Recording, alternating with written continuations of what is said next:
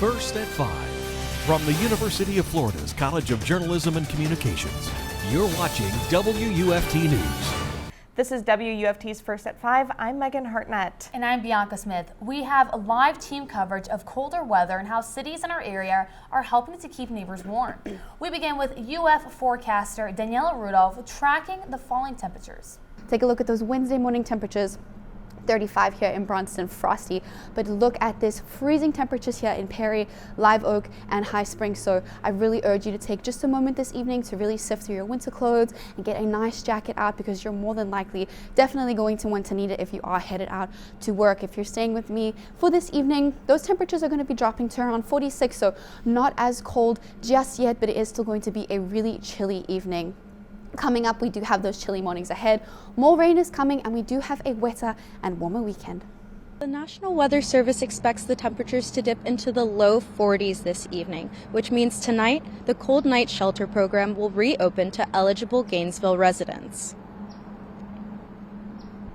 The program is active tonight until Wednesday, when overnight temperatures are expected to remain below 45 degrees Fahrenheit.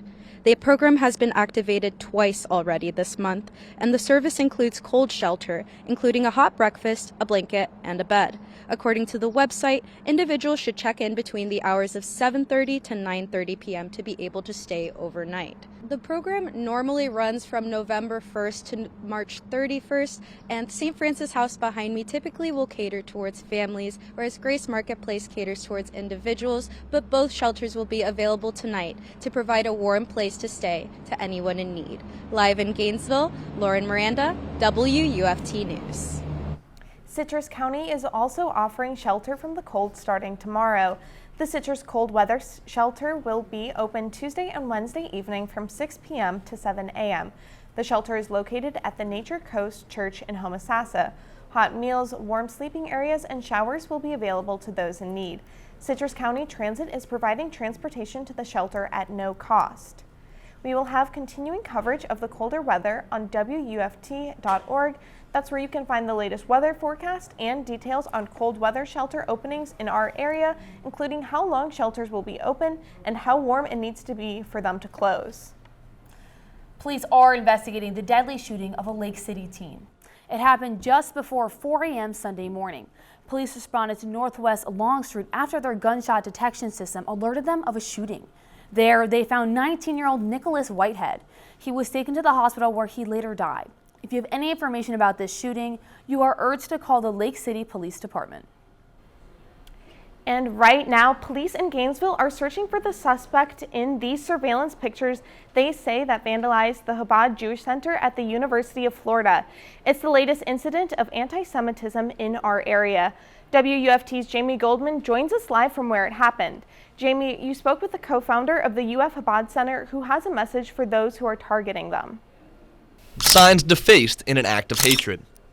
UF Chabad security footage shows the potential suspect in the act.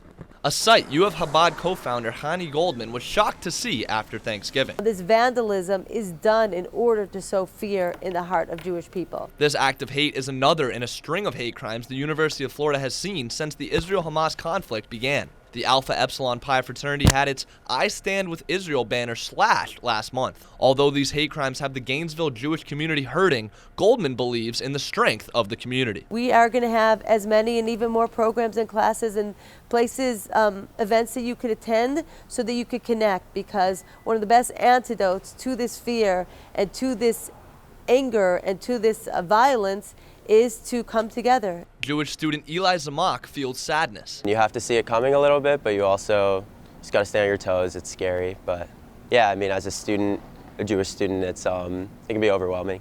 Fellow Chabad member Matthew Lyons recognizes the importance of unity. We've seen this before, unfortunately, many times throughout history and very recently. But I think it's very important for us to continue to push what we feel is right and what we know is right, and stand with each other, stand as one united Jewish people. It's that connection rooted in their faith that allows them to persevere through what they describe as a challenging time. Gainesville PD has told me that they have identified a person of interest, but are still working towards finding the person responsible for these hateful actions. Live in Gainesville, Jamie Goldman, WUFT News. And stay with us. We'll be right back after this break. You're watching WUFT-TV News. We're looking at that live cam over Crystal River, a beautiful evening ahead, although we are going to be having those cold temperatures making their way towards us in just a moment. Looking at the hour by hour for the remainder of the evening, those temperatures this evening are only dropping down to 43 degrees rather, so not as cold this evening, but tomorrow morning we're really going to be waking up to some chill. 41 degrees here in Gainesville, 38 in Perry, and 39 in Live Oak. If you're staying with me here in Gainesville tomorrow for your campus planner, you definitely want to dress warm, as 8 a.m. is going to be around 42 degrees, and it's really not going to be feeling much better throughout the day, only getting to 55 degrees. We have this freeze watch for these areas highlighted in blue, so you folks should definitely be weather alert for your day for Wednesday morning. That's really when we're going to be seeing the chill. Frosty in these areas, but really freezing towards Perry, Live Oak, and High Spring. So it's going to be a really cold week ahead, but we do have some rain that's going to be warming us up a little bit later on in the week. You can see we're getting to around 76 degrees on Friday. Now, hurricane season is ending on Thursday, and we don't have anything developing in the tropics, not anything expected to develop over the next 7 days. We do have this high pressure system that's keeping these temperatures below normal, and this cold front that is going to be making its way across the nation is going to be bringing those storms a little bit later on in the week. Let's take a look at that 7-day outlook. Look at those temperatures in the morning for the remainder of the week, around that 35-degree mark for Wednesday, but it's getting much warmer toward the end of the week. It's going to be a rainy weekend ahead, and it's going to be not really nice conditions for even going into your next work week, as we do have those rain chances lasting well into Monday. It is going to be a relatively cool week because we're not really going to be seeing too much humidity, but the humidity that we are seeing, those storms are really going to help to clear it out. Florida Gators football team season came to an end on Saturday.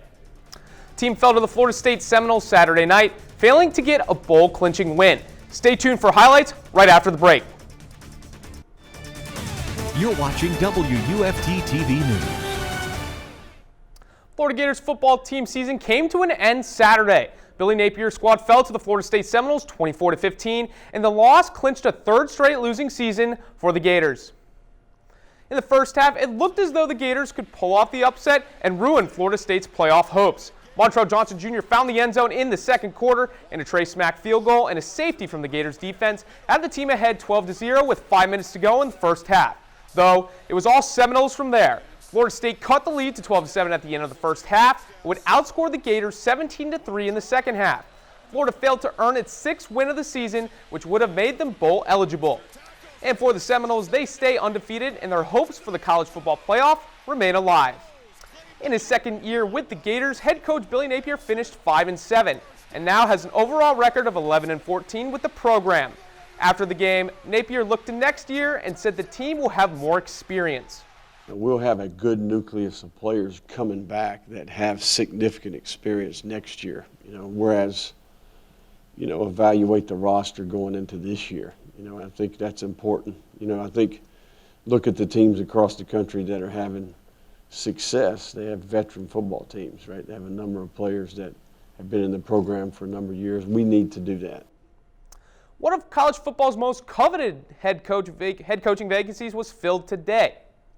After Texas A&M fired Jimbo Fisher on November 12th, Texas A&M Athletic Director Ross Bjork announced Mike Elko as the school's new head coach this morning.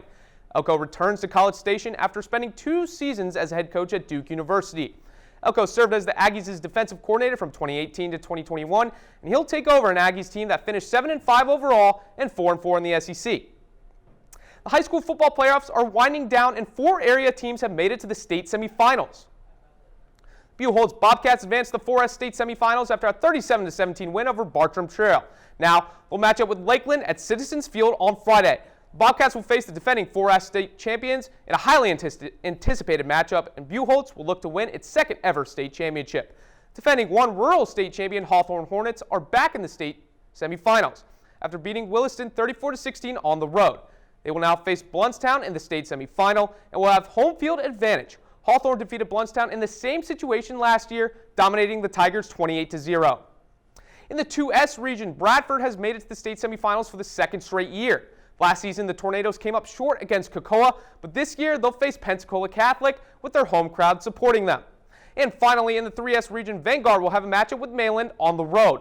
The Knights got revenge against the defending state champion Lake Wales in the region final and now have another test against Mainland, who was a state finalist last year. The Gators fell to the Baylor Bears in the championship game but hung in with the 13th ranked team in the country, losing by only 4 points. New AP poll was released today, but the Gators couldn't sneak into the rankings despite the strong showing.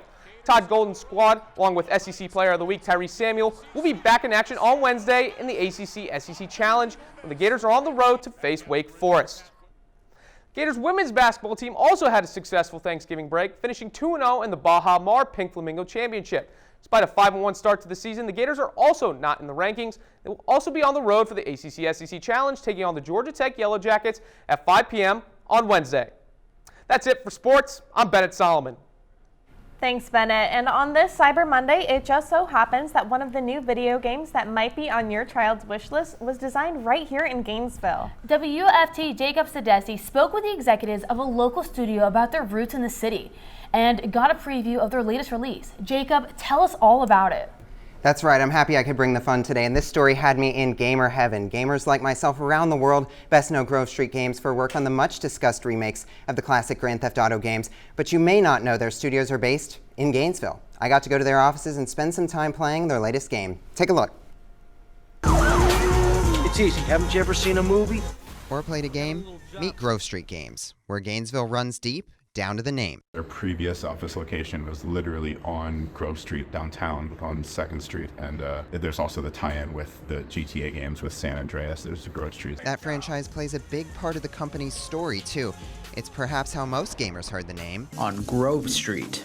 Ah, yeah, Grove Street. I don't really understand how it could be possible to mess up a remaster for the old Grand Theft Auto games. Well, Grove Street Games has managed to do just that. The developers won't even let me tell you where their offices are, because hate for the game led to safety concerns, including a bomb threat. Does that ever weigh on your mind, or are you still able to look at the product and be like, we did this? We're proud of the work that we put out in terms of what we were asked to do. When something of that magnitude, with that level of interest comes out, people want the moon and the sun and the stars, and the development reality for any particular game in any particular project is going to be very different. They're all focused on their future, specifically with their work on the game Ark. But wait, what is Ark? You wake up, in your underwear on an island, and you have to survive, and you end up finding that this island has got creatures on it that are from 50 million years ago, 100 million years ago, full of dinosaurs and other stuff, really, honestly, all over the place. This holiday, they're shipping Ark Survival Ascended,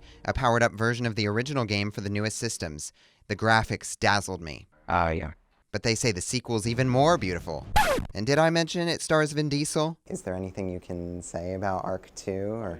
I've obviously seen far more of it than you have, and I can say that it's beautiful, and that's really probably as far as I should go. What he can say is that they have even more fun in store. I did the math once of just the overall number of human lifetimes that have been spent in the games that we have worked on, and it's just staggering. It makes me think that what we do here is very incredibly important. We just want to make sure that the most people have the best possible experiences they can have.